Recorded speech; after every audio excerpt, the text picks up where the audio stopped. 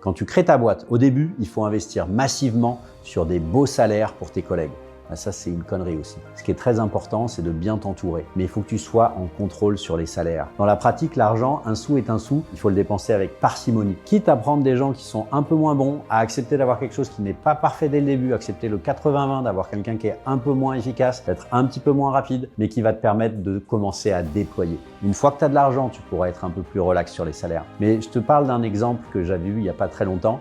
Un ami qui était dans un fonds, donc habitué à dépenser pas mal d'argent, à payer les gens assez cher. Il a créé sa boîte, ils ont levé un peu d'argent, pas beaucoup, mais un petit peu d'argent. Il a eu besoin de développeurs informatiques, il était content de les payer la moyenne haute du marché. Mais le problème, c'est que ces gens, ils n'avaient pas suffisamment la dalle, lui non plus. Donc au final, ils ont dépensé beaucoup d'argent et ils n'en avaient pas assez. Donc ils se sont retrouvés à plus pouvoir payer les salaires sans avoir un produit qui fonctionne. Donc rappelle-toi, même sur les salaires, quand tu entreprends au début, il faut être extrêmement vigilant. Et pas qu'au début d'ailleurs.